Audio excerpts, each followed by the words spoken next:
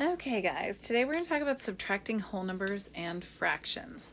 So, the tricky thing about this is that so far we've been doing mixed numbers and fractions. So they have, each of them have something that we can regroup and, or not regroup, but make equivalent fractions and then subtract or add. So in this case, we are going to have a whole number minus a fraction. So in order to do that, I'm going to first show you kind of how this works if I were to chop these pieces up and show you kind of the modeling version of this. So let's say I had 5 minus 1/2.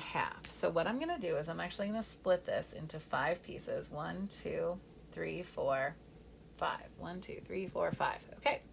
Now, to minus 1/2 of this, I'm just going to take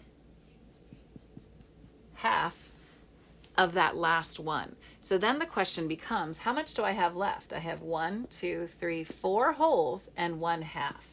So 4 and 1/2. So that's modeling this through these bars. If I have this one down here, 4 minus 3/4. So I'm going to split this into fourths. My easiest way to split them is to go half and then half again. So now this time we're going to subtract 3/4. So I'm going to split this last one into fourths, and we're going to take away 1, 2, 3 of them. So my answer here, I have 3 wholes, 1, 2, 3, and 1/4 or 1/4 left. So that's how this works if you look at this from a visual standpoint. So 5 minus 1/2 would be 4 and 1/2.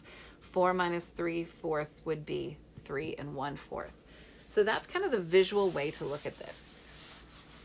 Now, would you agree that 5 is the same as saying, if I were to break this apart, 4 plus 1, right?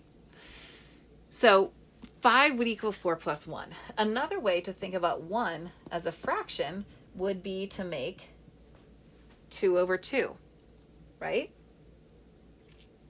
So if I have 5 broken up into 4 plus 1, and I have 2 over 2, so let's say I wrote this out as 4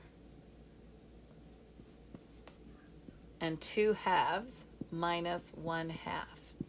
Now, if I look at this like this, would this make it easy for me to subtract this? Yeah, I could subtract the 4, because there's nothing there. 2/2 minus 1/2 would equal 1/2. Okay, so the same thing with the other one. We had 4, which I think we can all agree is 3 plus 1. But another way to think about 1 in this case would be 4 over 4, right? So if we now think about this as a fraction, I'm going to do this down here because I'm out of room. If we had 3 and 4/4 minus 3/4, I'm going to subtract and get 3 minus 0 is 3, 4 minus 3 is 1, and my denominator stays the same. So this is a way to look at it in a more like a computational way rather than the picture way. So basically what we're going to think about in some of these is how can we break apart a whole number so that we can work with fractions, okay? So let's try a couple of problems. So let's say I had, let me find the problem that I want.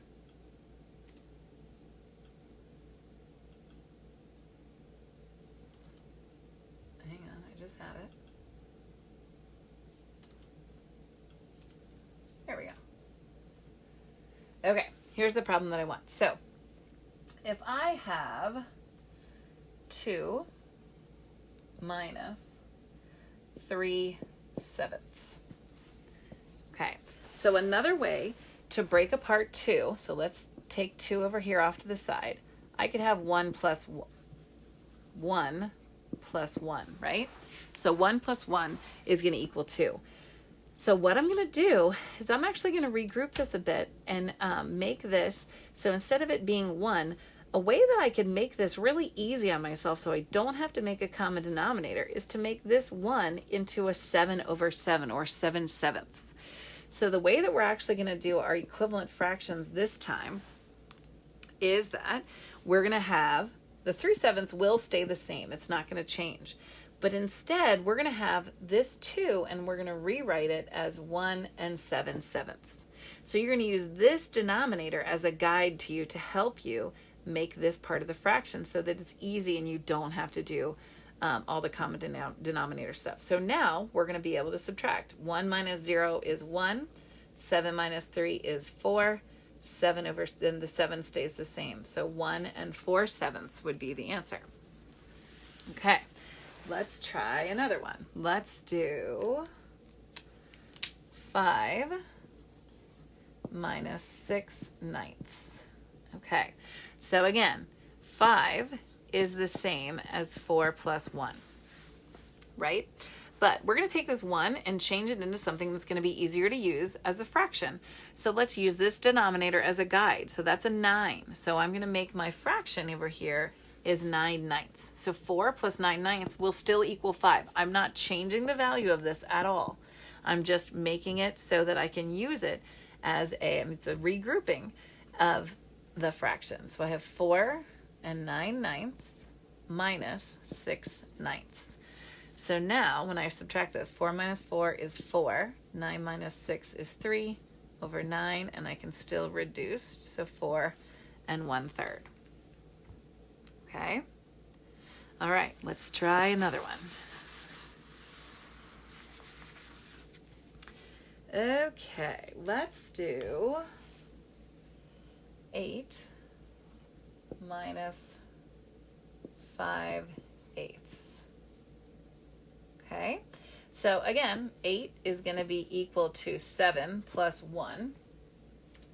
And the way that we can regroup or redo our fraction is to make this into a fraction that's going to be workable over here. So I'm going to use this denominator. I'm going to use it as 8/8. And that's how we're going to regroup or redo this fraction of here so that we can work with it.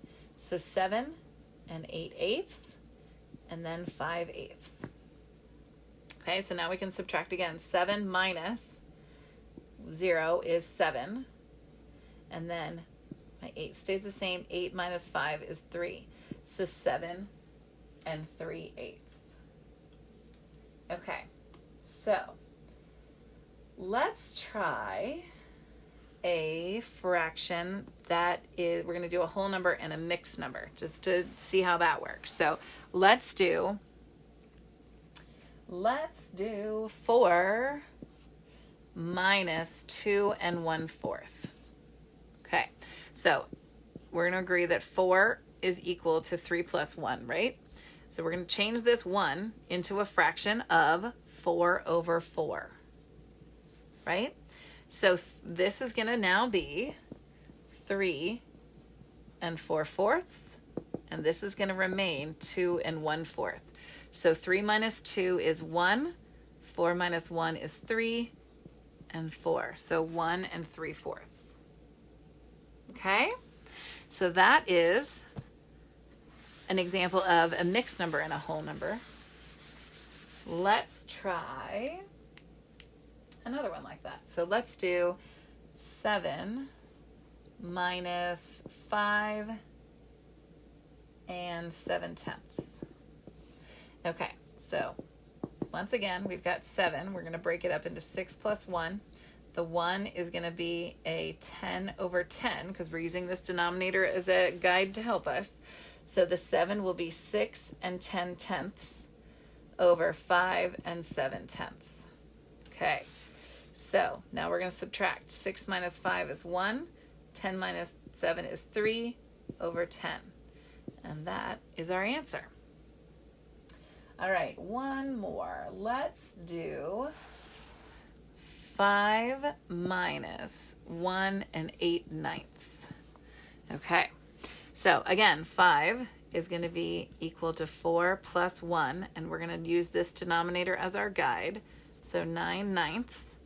So our new column over here is going to be 4 9/9 minus 1 8/9. So now 4 minus 1 is 3, 9 minus 8 is 1. with a 9 down at the bottom as our denominator. So 3 and 1/9. Okay, guys, that is our lesson for the day. I want you to head back to Google Classroom, check out your board notes and your worksheet and your fast check. And then if you have any additional questions, please check in for office hours. I'm happy to answer any questions you have. And until next time, thanks, guys. Bye.